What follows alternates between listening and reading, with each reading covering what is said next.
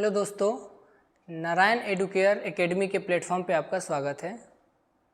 मैं पॉलिटी का लेक्चर 4 लेके आपके सामने आया हूँ और आज का टॉपिक है संविधान के भाग, यानी भारत के संविधान में कुल कितने भाग हैं और कौन कौन से भाग हैं, कौन सा भाग किस टॉपिक से या कौन सा विषय समाहित किए हुए है, इसके बारे में बात करेंगे। आपको एक जानकारी दे दूँ कि एग्ज़ाम में इससे क्वेश्चंस आते ही हैं। एग्ज़ाम में क्वेश्चन का पैटर्न क्या होता है कि सीधे सीधे पूछ लेगा आपसे कि संविधान के भाग 8 निम्नलिखित में से किससे संबंधित है। तो भाग 8 किससे संबंधित है, ऑप्शन में आपको 4 दे देगा। या दूसरा इसका जो तरीका है पूछने का एग्ज़ाम में, वो ऐसे पूछता है मिलान करने के लिए, मैच द फॉलोइंग करने के लिए आपको 4 ऑप्शन दे देगा, 4 ऐसे भाग दे देगा, भाग 12, भाग 18, भाग 4 क, भाग ऐसे 9 का बी, ऐसे करके आपको, और दूसरे साइड में उसके बारे में लिखा रहेगा, आपको मिलान करना होगा। तो ये 2 तरह से क्वेश्चंस हर बार एग्ज़ाम में पूछे ही जाते हैं और काफ़ी इंपॉर्टेंट है। तो आज इसको ही हम लोग सॉल्व करेंगे। तो आइए देखते हैं एक एक करके। मैं आपको ट्रिक भी बताऊंगा कैसे याद करना है, क्योंकि अक्सर ऐसा देखा गया है कि याद तो करते हैं लेकिन आप भूल जाते हैं। तो आइए कोशिश करते हैं इसको याद करने का। तो सबसे पहले मैं आपको ये बता दूं कि जो संविधान है, जिसने संविधान का वीडियो नहीं देखा वो प्लेलिस्ट में जाके चेक कर सकते हैं। तो सबसे पहले समझिए जो मूल संविधान था, जो मेरा ओरिजिनल कॉन्स्टिट्यूशन था, जो कि 1950 में मूल संविधान हमारे पास देश को जो मूल संविधान प्राप्त हुआ, उसमें कुल कितने भाग थे? तो टोटल 22 भाग थे। कुल कितने भाग थे? तो कुल 22 भाग थे। और वर्तमान में कितना है? तो वर्तमान में 25 है। एक चीज़ यहाँ पे समझिएगा, अगर नंबरिंग वाइज देखा जाए तो 25 मिलेगा आपको वर्तमान में, लेकिन अगर डिजिट संख्या वाइज देखा जाए तो आपको 22 ही मिलेगा। जैसे कि 1, 2, 3, 4, 5, 6 ऐसे करके ही मिलेगा। नंबरिंग देखेंगे तो 22 ही होगा, लेकिन बीच बीच में नंबर के साथ अल्फ़ाबेट ऐड किया गया है। जैसे देखिए आप यहाँ पे 4A, 4A या 4 का क, 9A, 9B, 14A, तो ऐसे करके हमने ऐड किया है, या संविधान में संशोधन करके ऐसे ऐड किया गया है। तो अगर ऐसे काउंट किया जाए तो टोटल जो नंबर होगा वो कितना हो जाएगा? 25 हो जाएगा। तो एक शब्दों में इसको याद रखिए कि मूल संविधान में कुल कितने भाग थे? 22 भाग थे। वर्तमान में कितने हैं? तो वर्तमान में 25 है। ठीक है। अब आपसे एग्जाम में क्वेश्चन पूछा जा सकता है कि कौन कौन से भाग जोड़े गए थे और कौन कौन से हटाए गए थे या डिलीट किए गए थे। तो ये काफ़ी इंपॉर्टेंट चीज़ है, ध्यान देने योग्य बात है कि हमारे मूल संविधान में या कुल भाग में टोटल 4 भागों को जोड़ा गया है। वो कौन कौन से भाग हैं आपको ध्यान रखना है। ये 4 भाग कौन कौन से हैं? तो 4 का क 4A, 9 का क 9A, 9B 9 ख और 14 का क, ठीक है, 14A। तो ये 4 भाग हमारे संविधान में बाद में जोड़े गए हैं, इंपॉर्टेंट है। देखिए जो भी संविधान में बाद में जोड़ा गया हो, चाहे वो आर्टिकल हो, अनुच्छेद हो, चाहे कोई भी भाग हो या अनुसूची हो, वो एग्ज़ाम के लिए इंपॉर्टेंट हो जाता है। तो आप जब भी कभी एग्ज़ाम देने जाइए इनको रिवाइज करके ज़रूर जाइए आप। ठीक है। तो एक बार नज़र दौड़ा लेते हैं। 4 का क कब जोड़ा गया था? तो ये 42वें संवैधानिक संशोधन में जोड़ा गया था, जिसको CAA बोलते हैं, कॉन्स्टिट्यूशनल अमेंडमेंट एक्ट। कब ये हुआ था 42वें संवैधानिक संशोधन? 1976 में। उसके बाद 9 का क, ये 73वां संवैधानिक संशोधन था। कब हुआ था? 1992 में। 9 का बी, 9B, ये 74वां संवैधानिक संशोधन था। ये भी 1992 में जोड़ा गया था। 14A, 14 का क, ये भी 42वें संवैधानिक संशोधन में 1976 में जोड़ा गया था। तो आपने देखा कि 4 भाग संविधान में बाद में जोड़ा गया है। कौन कौन सा है एक बार रिकॉल करिए। तो 4 का क, 9 का क, 9 का बी या ख और 14 का क। ठीक है। तो ये ध्यान रखना है, एग्जाम में पूछता है। क्या हमारे संविधान से कोई भाग हटाया भी गया है? कोई भाग ऐसा है जिसको डिलीट किया गया है? तो जी हाँ, आपको एक भाग मिल जाएगा जिसको बाद में हटा दिया गया था। कौन सा वो भाग है, काफ़ी इंपॉर्टेंट है। जो चीज़ हटाया गया हो या जोड़ा गया हो वो इंपॉर्टेंट है एग्जाम के लिए। तो भाग 7 कॉन्स्टिट्यूशन का जो पार्ट 7 है, भाग 7 है, इसको 7वें कॉन्स्टिट्यूशनल अमेंडमेंट 1956 में हटा दिया गया था। ठीक है, तो एक ऐसा संविधान का भाग है जिसको हटाया गया, वो कौन सा है, 7वां। यानी कि टोटल 4 जोड़े गए, एक हटाया गया, यानी कि अगर रिजल्टेंट देखा जाए तो 3 की बढ़ोतरी हुई है, 4 में से 1 हटा दिया गया, यानी कि बढ़े कितने हैं, 3 हैं। इसीलिए 22 + 3 करेंगे तो अब क्या हो जाएगा, 25। तो वर्तमान में कितने हैं भाग, टोटल 25 भाग है। कितने जोड़े गए, 4। कौन कौन हटाए गए, 1। कौन सा हटाया गया, 7वां। कौन कौन जोड़ा गया, तो 4 का क, 9 का क, 9 का ख, 14 का क। तो ये आपके हो गए मूल संविधान के भाग और वर्तमान संविधान में कुल भाग। तो आई होप ये समझ में आ गया होगा। अब आगे देखेंगे एक एक करके देखेंगे और कैसे उसको याद रखेंगे ये भी देखेंगे हम। तो आइए स्टार्ट करते हैं। टोटल कितने भाग हैं, 25 भाग है। तो 25 को हम लोग 1 बाय 1 करके देखते हैं। देखिए सबसे पहले इसको कैसे याद करेंगे आप।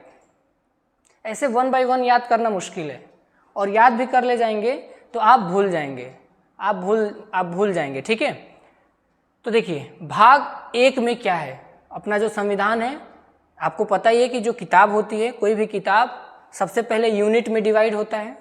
तो वैसे ही हमारा संविधान भी 22 भाग में डिवाइड था स्टार्टिंग में, और वर्तमान में 25 भाग में है। तो पहले भाग में क्या बताया गया है, तो पहले भाग में बताया गया है संघ और उसका राज्य क्षेत्र, यूनियन एंड इट्स टेरिटरी। इस भाग में ये बताया गया है कि जो संघ है, जैसे भारत राज्यों का संघ है, इंडिया स्टेट का क्या है, यूनियन ऑफ स्टेट्स है ना, यूनियन ऑफ स्टेट है। तो राज्यों का संघ है, तो वो संघ का दायरा क्या है, कहाँ तक होगा, यानी संघ का राज्य क्षेत्र या संघ का वो कितना क्षेत्र होगा, वो दायरा कितना है जिसपे कि भारत शासन करता है। तो इसको बताया गया है तीन इसमें बताए गए हैं 3 क्षेत्र। जैसे कोई राज्य है, जैसे यूपी, बिहार, झारखंड, बंगाल, हरियाणा, पंजाब, ये जितने भी राज्य हैं, इन राज्यों का सभी क्षेत्र को आप मिला लीजिए, यानी वर्तमान में 28 राज्य हैं, और इन 28 राज्यों का क्षेत्रफल अगर आप शामिल कर लें तो वो कहलाएगा संघ। सिर्फ इतना ही नहीं, सिर्फ राज्यों का क्षेत्र नहीं, राज्य का प्लस संघ राज्य क्षेत्र का। संघ राज्य क्षेत्र मतलब यूनियन टेरिटरीज, यूटी जिसको बोलते हैं। और तीसरा है अर्जित राज्य क्षेत्र, यानी अगर भारत भविष्य में कोई क्षेत्र, कोई भी एरिया एक्वायर कर लेता है, एक्वायर लैंड, तो उसको भी शामिल किया जाएगा संघ राज्य क्षेत्र में। उदाहरण के तौर पे आप देख सकते हैं कि सिक्किम पहले भारत का हिस्सा नहीं था, लेकिन उसे बाद में हमने क्या कर लिया, अपने में शामिल कर लिया, तो वो भी भारत के संघ राज्य क्षेत्र का हिस्सा हो जाएगा। ठीक है, तो हमें याद रखना है कि भाग 1 पार्ट 1 किससे संबंधित है, तो संघ एवं उसके राज्य क्षेत्र से संबंधित है। इसमें क्या क्या शामिल है, तो राज्यों का क्षेत्र, 28 राज्य हैं, संघ राज्य क्षेत्र, वर्तमान में 8 यूटीज हैं, आपको पता होगा कौन कौन सा, लद्दाख, जम्मू कश्मीर, चंडीगढ़, दिल्ली, दमन दीव एंड दादर नगर हवेली, पुडुचेरी, लक्षद्वीप, अंडमान एंड निकोबार। तो ये 8 संघ राज्य क्षेत्र और प्लस राज्य 28 राज्य, इन सभी का क्षेत्र मिला दिया जाए तो वही कहलाएगा क्या, संघ का राज्य क्षेत्र। इतना ही नहीं, इसके अलावा अगर भविष्य में कोई अर्जित क्षेत्र हो जाता है, अर्जित मतलब कोई भारत क्या करता है, एक्वायर कर लेता है। फॉर एग्जांपल सपोज करिए, जैसे मान लीजिए पाकिस्तान का हिस्सा है और बार बार कभी कभी गर्मा गर्मी में बात भी हो जाता है कि कराची तक हम शामिल कर लेंगे। ठीक है, तो ऐसा कभी हो गया, सपोज करिए कि हमने कराची तक भारतीय सेना पहुंच गई और वहां तक कब्जे में ले लिया, तो उसको अर्जित किया ना, उसको एक्वायर कर लिया, तो वो भी भारत के संघ राज्य क्षेत्र में आएगा। ठीक है, तो आई होप आपको भाग 1 पार्ट 1 कॉन्स्टिट्यूशन का समझ में आ गया। तो इसका मेन टॉपिक क्या है कि संघ एवं उसका राज्य क्षेत्र, यूनियन एंड इट्स टेरिटरी। ठीक है, इसके 3 क्षेत्र दे रखा है। पार्ट 1 क्लियर हो गया। पार्ट 1 के साथ आप पार्ट 2 भी याद रखिए, नागरिकता, यानी कि जब भारत राज्यों का संघ होगा तो उसमें लोग भी रहेंगे, तो लोगों के लिए नागरिकता का भी प्रावधान होना चाहिए, किसको नागरिकता मिलनी चाहिए, क्या होना चाहिए। तो भाग 2 में नागरिकता से संबंधित प्रावधान दिए गए हैं। तो भाग 1 में क्या है, भाग 1 में संघ और उसका राज्य क्षेत्र है, और भाग 2 में इस संघ राज्य क्षेत्र के जो भी लोग होंगे उनको नागरिकता दी जाएगी। ठीक है, तो नागरिकता से संबंधित भाग 2 में है, कई बार कई एग्जाम में पूछा गया है। और ये इतना ही नहीं, इसमें आर्टिकल भी पूछ लेता है कि जो भाग 2 है ये अनुच्छेद कहाँ से लेके कहाँ तक है। तो अनुच्छेद 5 से लेके अनुच्छेद 11 तक है, आर्टिकल 5 से लेके आर्टिकल 11 तक है। ठीक है, और भाग 1 कहाँ से कहाँ तक है, आर्टिकल 1 से लेके आर्टिकल 4 तक है। तो आई होप समझ में आ गया होगा। भाग 2 किससे संबंधित है, नागरिकता से। तो एक बार रिकॉल करिए, दो दो करके हम लोग याद करते हैं। भाग 1 में क्या है, संघ एवं उसके राज्य क्षेत्र। भाग 2 में क्या है, भाग 2 में नागरिकता है, सिटीजनशिप है। अब अगला जो भाग है इनको एक साथ याद करेंगे, 3, 4 और 4 का क, 3, 4 एंड 4A, इसको आप एक साथ याद करिए। पहले वाले 2 को एक साथ, अगले 3 को एक साथ। अब देखिए तीसरे में क्या है, तो सबसे ज्यादा इंपॉर्टेंट क्वेश्चन, भाग 3 में क्या है, मूल अधिकार, मौलिक अधिकार या मूल अधिकार के बारे में बताया गया है। ये नागरिकों और व्यक्तियों को दिया गया है, या तो नागरिकों को भी दिया गया है मौलिक अधिकार, कुछ मौलिक अधिकार ऐसे हैं जो विदेशियों को भी प्राप्त हैं। तो ध्यान से समझते हैं भाग 3 किससे संबंधित है, तो भाग 3 मौलिक अधिकार से संबंधित है। इसको फंडामेंटल राइट बोलते हैं, शॉर्ट में मैं आपको FR बोलूंगा, फंडामेंटल राइट, मूल अधिकार या मौलिक अधिकार। कई बार एग्जाम में पूछा गया है कहां से कहां तक है, तो अनुच्छेद 12 से लेकर अनुच्छेद 35 तक है। ठीक है, आगे देखते हैं भाग 4 किससे संबंधित है। भाग 4 DPSP, राज्य के नीति निर्देशक तत्व से संबंधित है, directive principle of state policies. इससे भी आपके एग्जाम में खूब क्वेश्चन पूछता है कि भाग 4 में क्या है। तो भाग 4 में क्या है, तो इसको याद कैसे रखेंगे, DPSP, इसमें 4 शब्द हैं, DPSP, तो इसको समझिए ये चौथे भाग में है। ठीक है, तो भाग 3 में क्या है, मूल अधिकार, भाग 4 में क्या है, DPSP, और भाग 4 के क में क्या है, तो भाग 4 के क में क्या है, फंडामेंटल ड्यूटी, जिसको बोलते हैं मौलिक कर्तव्य। ये भारत के नागरिकों को कुछ मौलिक कर्तव्य दिया गया है, कुछ जिम्मेदारी दी गई है, उनका कर्तव्य है। जो मूल अधिकार था ये नागरिकों और व्यक्तियों को, नागरिकों और विदेशी दोनों को कुछ अधिकार दिए गए हैं ताकि सरकार उस अधिकारों का हनन न कर सके। और उसके बाद DPSP में दिया गया है राज्य या कोई भी सरकार होगी, कोई भी सरकारी संस्था होगी, अगर कोई कानून बनाती है, कोई नीति या कोई पॉलिसी बनाती है, तो उस समय किन सिद्धांतों का पालन करना चाहिए। नियम बनाते समय सरकारों को, राज्यों को किस नियमों का, किस सिद्धांतों का पालन करना चाहिए, वही बताया गया है DPSP में। ठीक है, तो एक बार रिकॉल करते हैं, भाग 3 में क्या है, फंडामेंटल राइट है, भाग 4 में क्या है, पार्ट 4 में क्या है, DPSP है, और भाग 4 के क में क्या है, फंडामेंटल ड्यूटीज है। यानी कि इसमें DPSP, इसमें फंडामेंटल ड्यूटीज। तो आई होप तीनों क्लियर हो गया। तो एक बार 1 से 5 तक रिकॉल करते हैं। 1 में क्या है, संघ और उसके राज्य क्षेत्र, 2 में क्या है, नागरिकता, और 3 में क्या है, मौलिक अधिकार, और भाग 4 में क्या है, DPSP यानी राज्य के नीति निर्देशक तत्व, और भाग 4 के क में क्या है, तो भाग 4 के क में क्या है, मौलिक कर्तव्य। आपसे जो भी बाद में जोड़ा गया है, बाद में जोड़े गए अनुच्छेद हो, आर्टिकल हो, चाहे कोई पार्ट हो, इसको याद करने का एक तरीका समझिए कि जहाँ पे भी अल्फ़ाबेट आ जाएंगे ABCD करके, समझिए वो मूल संविधान में शामिल नहीं थे, उसको बाद में जोड़ा गया है। ठीक है, तो ये भी 4 के आगे A लिखा गया है, क लिखा गया है, यानी कि ये बाद में जोड़ा गया होगा। और कब जोड़ा गया है, मैंने आपको बताया, भाग 4 का क कब जोड़ा गया, 42वें संवैधानिक संशोधन 1946 में जोड़ा गया। ठीक है, उसके बाद अगला पार्ट 5 यानी कि भाग 5 देखते हैं। अब यहाँ से आपको एक अलग तरीके से याद करना है। भाग 5, 6, 7, 8 और 9, इसको आप एक साथ याद करेंगे। क्यों एक साथ याद करेंगे, समझिए इसको।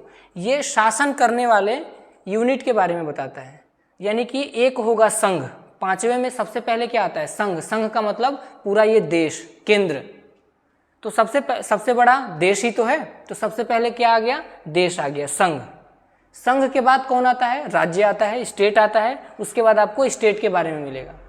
यानी संघ में संघ से संबंधित संघ की कार्यपालिका, न्यायपालिका, विधायिका, जुडिशरी, एग्जीक्यूटिव और लेजिस्लेटिव, संघ के बारे में बताया गया है, यानी कि केंद्र के बारे में बताया गया है 5 में। सबसे पहले भाग 5 आएगा, संघ आएगा, उसके बाद राज्य आएगा। तो राज्यों के विधानमंडल से संबंधित है, लेजिस्लेटिव से संबंधित है, उसके जुडिशरी से संबंधित है और उसके एग्जीक्यूटिव कार्यपालिका से संबंधित है। यानी कि आपने देखा सबसे पहले संघ, उसके बाद राज्य। तो 5, 6 हो गया। और इनके बाद आपको देखने को मिलेगा यहाँ पे भाग 7। तो आपको मैंने बताया था भाग 7 7वें संवैधानिक संशोधन में डिलीट कर दिया गया था।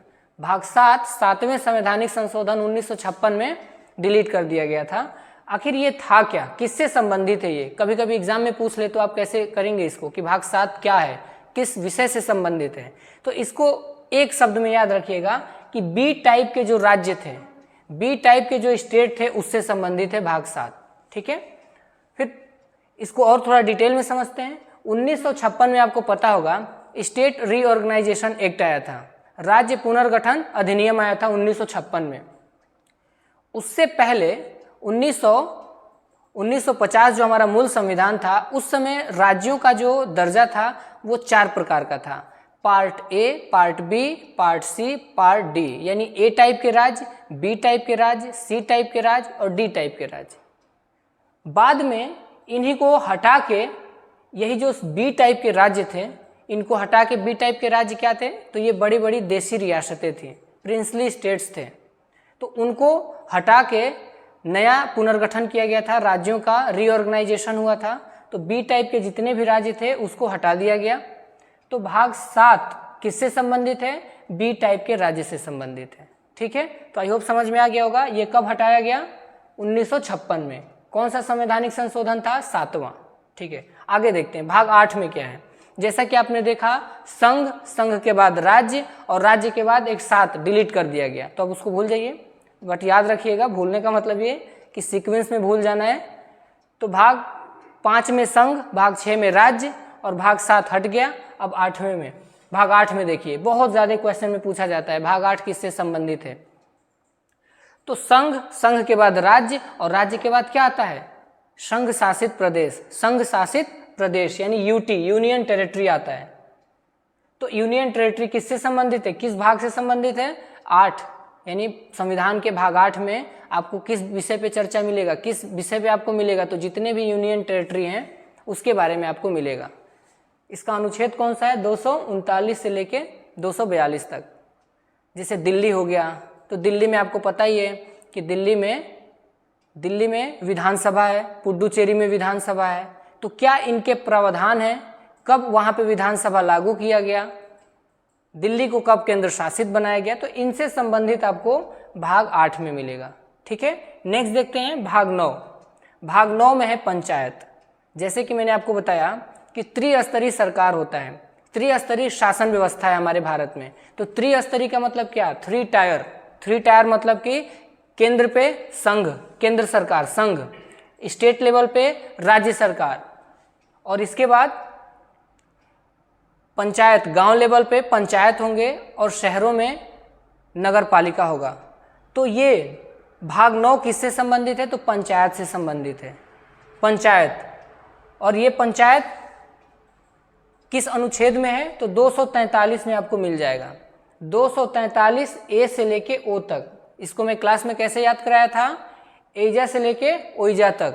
कहाँ तक? ए से लेके ओ तक, एजा से लेके ओइजा तक। ठीक है, इसको याद रखिएगा, ए से ओ तक। किस भाग में है? भाग 9 में है। तो पंचायत किससे संबंधित है? भाग 9 किससे संबंधित है? पंचायत से। अनुच्छेद इसका आर्टिकल 243 ए से लेके ओ तक।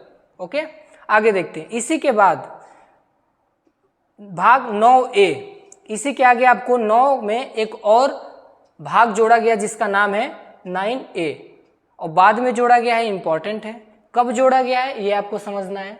तो ये भाग 9A कब जोड़ा गया? 73वां संवैधानिक संशोधन। कब जोड़ा गया? 73वां संवैधानिक संशोधन में जोड़ा गया। ठीक है, ओके। नेक्स्ट आगे देखते हैं हम लोग। भाग 9 का एक किस टॉपिक से संबंधित है? तो नगर पालिका, शहरों में शासन व्यवस्था कैसा होगा वो बताया गया है भाग 9 के क में, नगर पालिका। तो आपने क्या देखा? आपने यहाँ पे देखा 1 से लेके 9 क तक। यानी कि पहले भाग में क्या है, संघ एवं उसके राज्य क्षेत्र, दूसरे में क्या है, नागरिकता, तीसरे में क्या है, 3, 4 और 4 क एक साथ याद करिए, मूल अधिकार, 4 में डीपीएसपी और 4 के क में फंडामेंटल ड्यूटी, मौलिक कर्तव्य। उसके बाद मैंने बताया 5, 6, 7, 8 एक साथ याद करिए, 5, 6 और 7 को हटा दिया गया, 8 और 9। सबसे पहले कौन आएगा, संघ आएगा, संघ के बाद राज्य आएगा, राज्य के बाद ये 7वां हटा दिया गया, राज्य के बाद क्या आएगा, यूनियन टेरिटरी, यूटी आएगा, संघ राज्य क्षेत्र, और 9 में क्या आएगा, पंचायत, और 9 के क में क्या आएगा, तो 9 के क में आएगा आपका नगर पालिका। ठीक है, तो ये था आपका 9 या 10 भाग आपने देख लिया। यहाँ पे आप देखिए 9 का बी किस टॉपिक से संबंधित है, तो 9B का टॉपिक या इसका विषय किस विषय से संबंधित है, तो सहकारी समितियों से संबंधित है। बहुत बार एग्जाम में पूछा गया है, जो भी संशोधन हुए हैं, जो भी बाद में जोड़ा या घटाया गया है, वो एग्जाम में बहुत ही ज़्यादा इंपॉर्टेंट होते हैं। तो देखिए इसको, ये भाग 9 किससे संबंधित है, कोऑपरेटिव सोसाइटीज़, यानी कि जो कोऑपरेट करें, एक दूसरे को सहयोग करें, एक दूसरे के साथ मिल के जो काम करते हैं उसे ही बोलते हैं सहकारी समितियाँ। ठीक है, तो ये हो गया आपका एक क्रोनोलॉजी, आपको मैंने बता दिया। एक चीज़ ध्यान रखिए, यहाँ पे ये 9 का बी मिस्टेकली, मतलब गलती से 74वां हो गया है, इसको मैं अभी इम्प्रूव कर देता हूँ। ठीक है, तो यहाँ तक आपको क्लियर हो गया। अब आगे हम देखते हैं 10, 11, 12 और इसके आगे जो भी भाग बच गए हैं। ओके, तो हमने देखा संविधान के 22 भाग में से 9 भाग तक देख लिया था, और 9 भाग में हमने बताया था आपको कि 9 का ए, 9 का बी। तो यहाँ पे एक एरर हो गया था, एक मिस्टेक हो गया था। जो 9B है वो किससे संबंधित है, सहकारी समिति से संबंधित है, कोऑपरेटिव सोसाइटी। तो इसको संविधान में कब जोड़ा गया, ये 97 संशोधन, 97वें कॉन्स्टिट्यूशनल अमेंडमेंट एक्ट के थ्रू 2011 में जोड़ा गया था। तो ये आप लोग थोड़ा इम्प्रूव कर लीजिएगा। तो हमने पढ़ा पूरा 1 से लेकर 9 तक, हमारे संविधान में जितने भी भाग थे 1 से लेकर 9 तक वो देख लिया था। 9 में 9A, 9B भी देख लिया था, 9A और B दोनों देख लिया था। अब हम उसके आगे बढ़ेंगे। तो हमारे संविधान के भाग 10 में क्या है, तो हमारे संविधान के भाग 10 में अनुसूचित क्षेत्र से संबंधित है, यानी अनुसूचित क्षेत्र और जनजाति क्षेत्र। इन अनुसूचित या जिसको शेड्यूल्ड एरिया और ट्राइबल एरिया बोलते हैं, तो इन क्षेत्रों का प्रशासन या एडमिनिस्ट्रेशन कैसे होगा इसके बारे में बताया गया है। तो भाग 10 किससे संबंधित है, तो भाग अनुसूचित क्षेत्र से संबंधित है और जनजाति क्षेत्र से संबंधित है। यानी कि अनुसूचित क्षेत्र राष्ट्रपति के द्वारा डिक्लेयर किया जाता है। ये वर्तमान में 10 राज्यों में, 10 राज्यों के जो अनुसूचित क्षेत्र हैं, स्पेशली ये ट्राइबल लोगों के लिए होता है। जो भी जनजाति होते हैं 10 राज्यों में जो जनजाति लोग हैं उनके संरक्षण के लिए, उनके रहन सहन, उसके संस्कृति, उनके भाषा, उनके कल्चर के बचाव के लिए ऐसा प्रावधान हमारे संविधान में किया गया है। तो आई होप भाग 10 आपको समझ में आ गया होगा। भाग 10 में क्या है, तो भाग 10 में अनुसूचित क्षेत्र और जनजाति क्षेत्र के प्रशासन से संबंधित है। ठीक है, अब हम देखेंगे भाग 11, काफ़ी इंपॉर्टेंट है। भाग 11 कई बार एग्जाम में पूछा गया है। तो 11 का मतलब संबंध, आपने अक्सर देखा होगा, पहले 11 रुपये का लोग न्योता लिखवा के संबंध रखते थे एक दूसरे से। तो न्योता लिखवाना यानी संबंध स्थापित करना, यानी एक और एक लोग मिल के क्या कर रहे हैं, संबंध। तो एक और एक मतलब संघ और राज्यों के बीच में संबंध। तो संबंध से अगर कोई भी संबंध से संबंधित अगर क्वेश्चन आए कि किस संविधान में संघ और राज्य के बीच के संबंधों को दर्शाता है, तो वो संविधान का कौन सा भाग है, तो भाग 11 है। ठीक है, ओके, आगे देखते हैं। यहाँ पे 12, भाग 12 में क्या है, तो भाग 12 में क्या है, वित्त और संपत्ति से संबंधित है, यानी कि फाइनेंस से रिलेटेड है। और इसी में आप वित्त आयोग के बारे में पढ़ेंगे, फाइनेंस कमीशन के बारे में पढ़ेंगे। तो ये भी काफ़ी इंपॉर्टेंट है। भाग 12 याद रखिएगा, वित्त से संबंधित। इसके बाद भाग 13 में क्या है, ट्रेड और कॉमर्स, यानी व्यापार से संबंधित है कि व्यापार पे क्या नियम लगेंगे, व्यापार से टैक्स कैसे क्या होगा, ये सारी चीज़ें व्यापार और कॉमर्स से रिलेटेड जितने भी विषय हैं वो किस भाग में है, तो भाग 13 में है, संविधान के भाग 13 में है। आगे देखते हैं, ये काफ़ी इंपॉर्टेंट है। ये बहुत ज़्यादा इम्पॉर्टेंट है। 14 का ए अधिकरण के बारे में बताता है, ट्रिब्यूनल। तो आप यहाँ पे समझिए ट्रिब्यूनल होता क्या है। जैसा कि ये बाद में जोड़ा गया है, इसके आगे ए लगा हुआ है, यानी ये संविधान, मूल संविधान में नहीं था शामिल, इसको बाद में जोड़ा गया। तो कब जोड़ा गया? तो ये 1976 में 42वें संवैधानिक संशोधन में जोड़ा गया था। तो इसको ध्यान रखिएगा। अब आपके सामने क्वेश्चन ये है कि ये अधिकरण और ट्रिब्यूनल क्या होता है। कई बार आपने सुना भी होगा नेशनल ग्रीन ट्रिब्यूनल, राष्ट्रीय हरित अधिकरण का मतलब क्या है। तो इसको पहले शब्द का मतलब समझिए। ट्रिब्यूनल का मतलब होता है कि यह एक तरह का कोर्ट होता है, न्यायालय होता है। और कैसा न्यायालय होता है? जो किसी मामले को त्वरित कार्रवाई करने के लिए, कुछ मामले ऐसे होते हैं जिसका निपटारा बहुत ज़रूरी होता है। और आपको तो पता ही है कोर्ट में कितने साल, 20-20 साल तक मामले पेंडिंग में रहते हैं। तो लेकिन कुछ मामले ऐसे हैं जिसका निपटारा 6 महीने, साल भर के अंदर अंदर होना ज़रूरी है।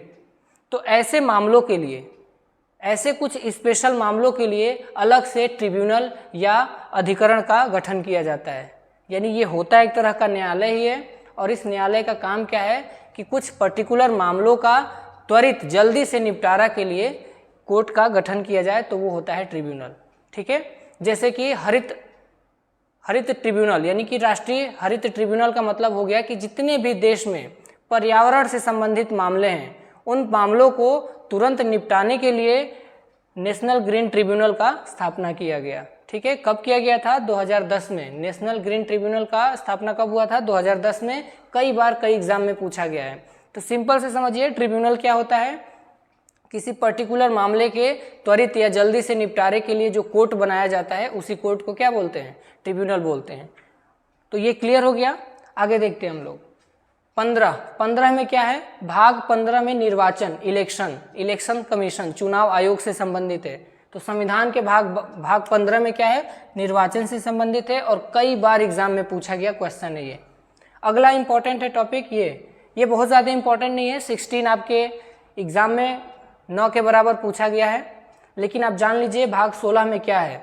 तो इसमें कुछ वर्गों के लिए स्पेशल उपबंध या प्रोविज़न दिए गए हैं। और ये कुछ वर्ग कौन कौन से हैं? जैसे SC हो गए, ST हो गए, एंग्लो इंडियन हो गए।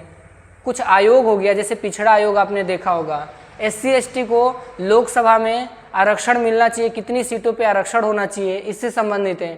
एंग्लो इंडियन का आपको पता ही है कि लोकसभा में राष्ट्रपति को 2 एंग्लो इंडियन, आंग्ल भारतीय को चुनने का अधिकार था, उनको नियुक्त करने का अधिकार था। लेकिन अब इसे हटा दिया गया है। तो ये है कुछ वर्गों के विशेष उपबंध से संबंधित। अब आगे देखते हैं 17, सबसे ज़्यादा इंपॉर्टेंट ये भी है।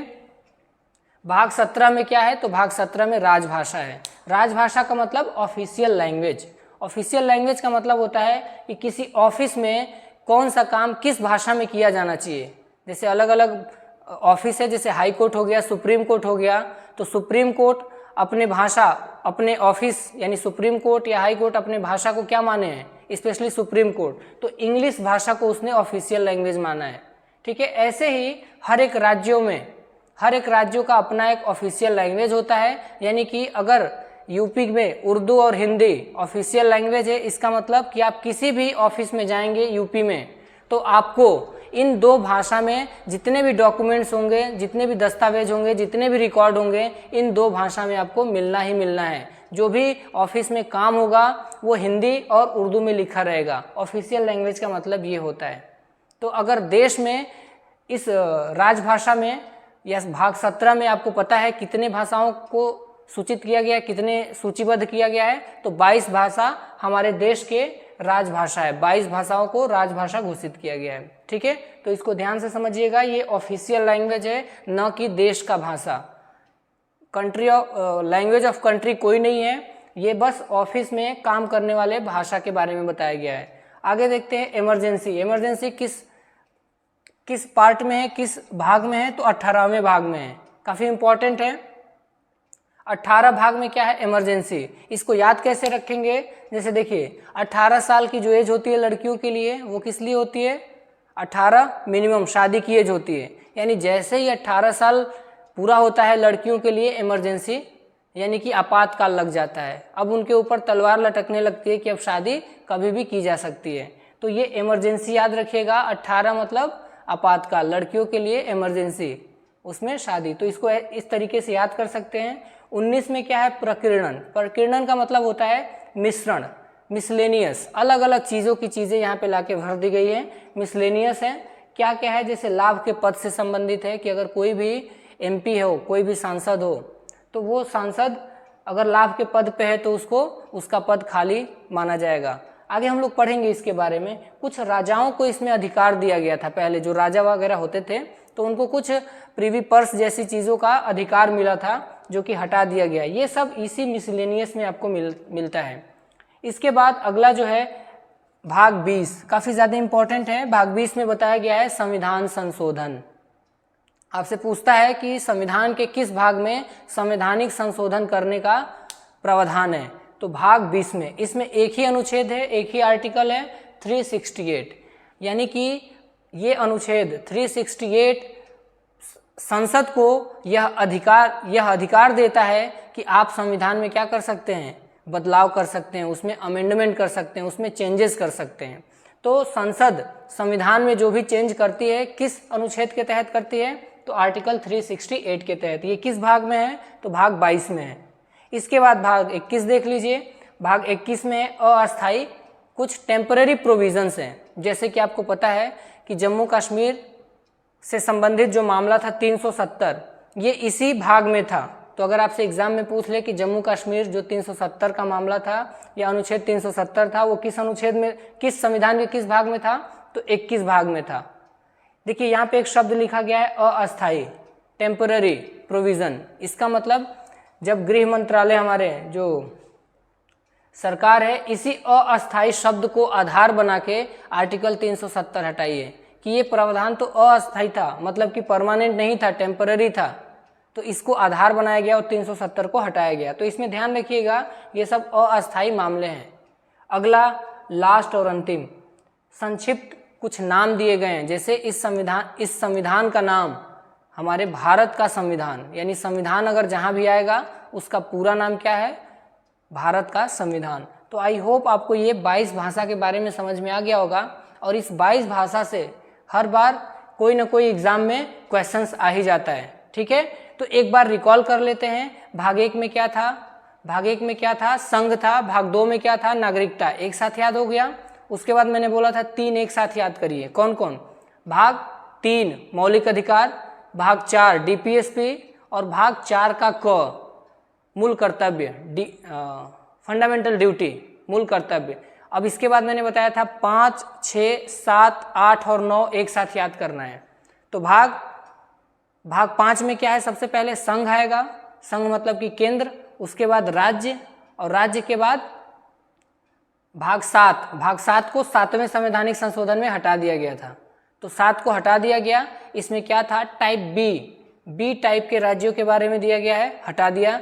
इसके बाद यूटी, संघ राज्य क्षेत्र। भाग 8 में क्या है, संघ राज्य क्षेत्र। 9 में क्या है, पंचायत। और 9 के क में क्या है, तो 9 के क में दिया गया है नगर पालिका। और 9 का बी, 9 का जो ख है उसमें क्या है, सहकारी समितियां। 10 में क्या है, तो 10 में है अनुसूचित क्षेत्र और जनजातीय क्षेत्र के बारे में, यहाँ पे कैसे प्रशासन होगा। तो ये 10 आपने एक साथ याद कर लिया। और इन 10 को कैसे याद करेंगे, जैसे 1 एक मिलके संबंध बनता है, ठीक है, relation between union and states. तो 1 से याद रखिएगा 11 संबंध। और अगला देखिए आगे कैसे याद करेंगे, 12, 13 इसको कैसे याद करेंगे। तो देखिए 12 में क्या है, जब आप 12वीं क्लास में होते हैं तो आपको पैसे की ज़रूरत महसूस होने लगती है। यानी 12 तक, जब 12वीं क्लास तक होते हैं आप, 12 तक, तो आपको लगता है कि अब पैसा वैसा होना चाहिए। तो कुछ लोग पढ़ाई छोड़ के 12वीं के बाद पढ़ाई छोड़ के क्या शुरू कर देते हैं, अपना व्यापार शुरू कर देते हैं। तो जब 12वीं में होंगे तो 12वीं में उनको पैसे की ज़रूरत पड़ी, और जैसे ही पैसे की ज़रूरत पड़ी यानी कि फाइनेंस, वित्त, ठीक है। और 12वीं के बाद जब ये 13वीं में जाते हैं तो वो लोग क्या शुरू कर देते हैं, कोई ना कोई व्यापार शुरू कर देते हैं।